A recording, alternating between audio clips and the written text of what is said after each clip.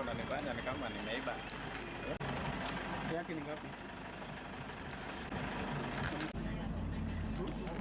76231. 76231. 76231. 76231. PC? 363. This is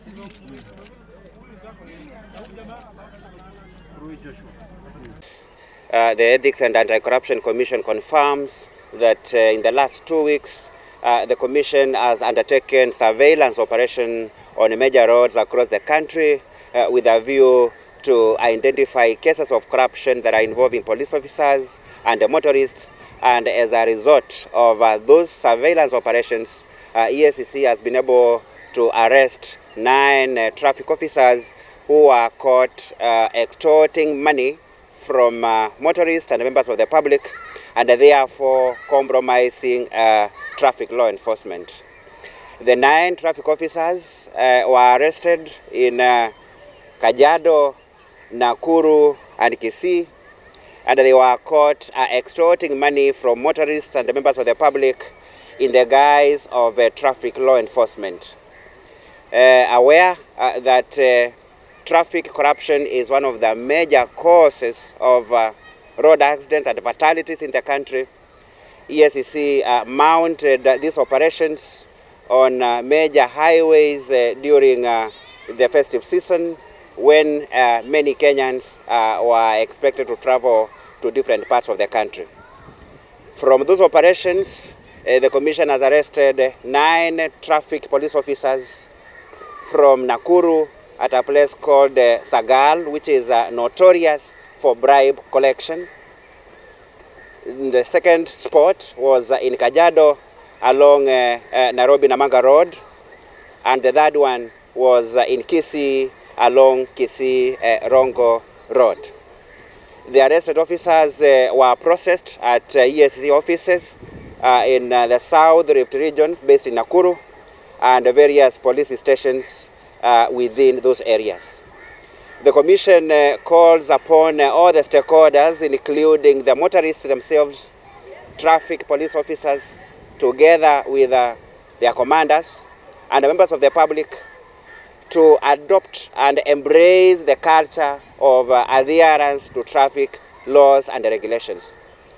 This is because when police officers on the road receive bribes, and instead of enforcing traffic laws, they do allow vehicles that are unroadworthy, or vehicles that are overloaded, or other cases where drivers are overspeeding to continue. That in itself compromises the safety of road users. And that is why EACC intensified its action on traffic corruption during this period to ensure that there is a smooth flow of traffic, and to ensure that persons involved in traffic corruption are brought to book. Those officers are under investigation. The Commission will finalize the ongoing investigations with a view to informing the next enforcement action. But even as EACC continues with that investigation, we urge members of the public to desist from the culture of disobeying the laid down traffic laws and then seek to bribe their way out of perceived trouble when they are caught in violation of traffic rules. During those operations, EACC observed that in some cases, the bribery scheme was initiated by the motorists themselves in order to escape sanctions for various violations of traffic laws and regulations, including overspeeding, overloading, sometimes the driving without valid licenses, and also cases of unroadworthy vehicles. EACC has also noted that some police officers are increasingly devising new ways of defeating the cause of justice, and the EACC continues to unravel those new mechanisms that they are using to collect bribes. For example, it is reported that in some regions and some counties, the commanders in those regions do require SACCO operators and associations of these vehicle owners to collect, consolidate, and submit bribe amounts at regular intervals, in some cases on a weekly basis, and in other cases on a monthly basis, to their stations.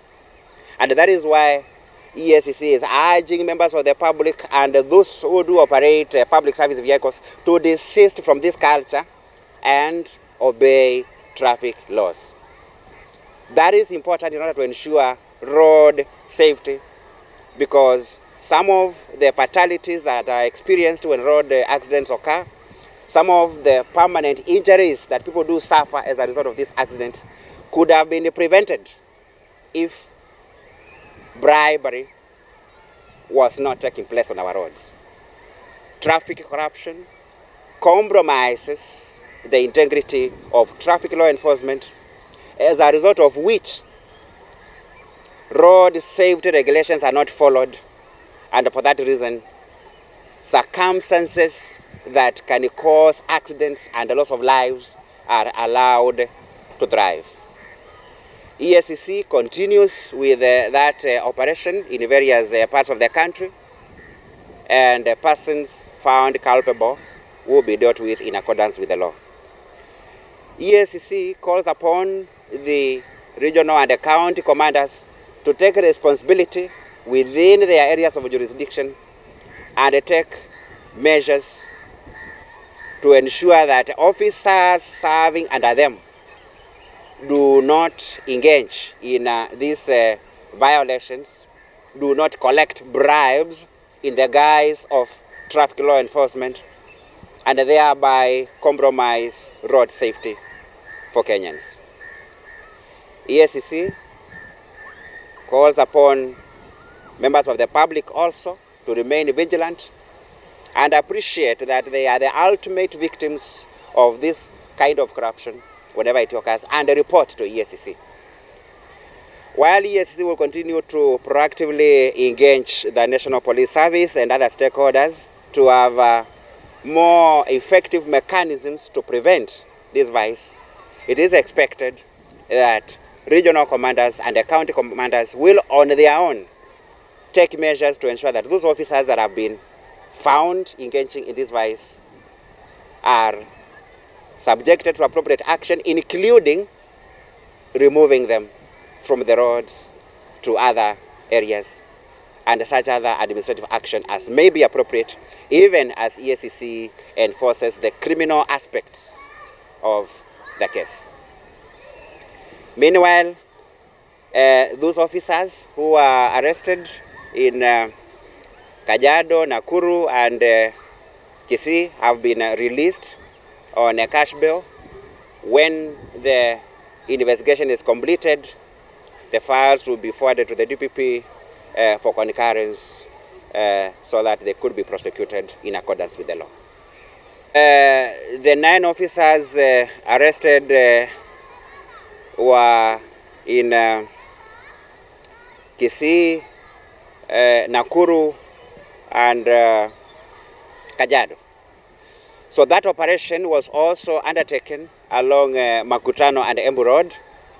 And when EACC detectives approached one of the notorious spots in Embu, the 3 officers who were there fled the scene, and one of them, identified as Karancha, went and hid the money which they had collected in a nearby bush, and the EACC was able to recover the same. So the commission is pursuing the officers so that enforcement action is also taken against them. It is also important to confirm that the operation is not complete, it is underway, and we are working closely with other stakeholders to ensure that this menace of traffic corruption is handled in a manner that can be more effective. The fight against corruption on the traffic roads is a responsibility of all the various stakeholders that are involved in this process.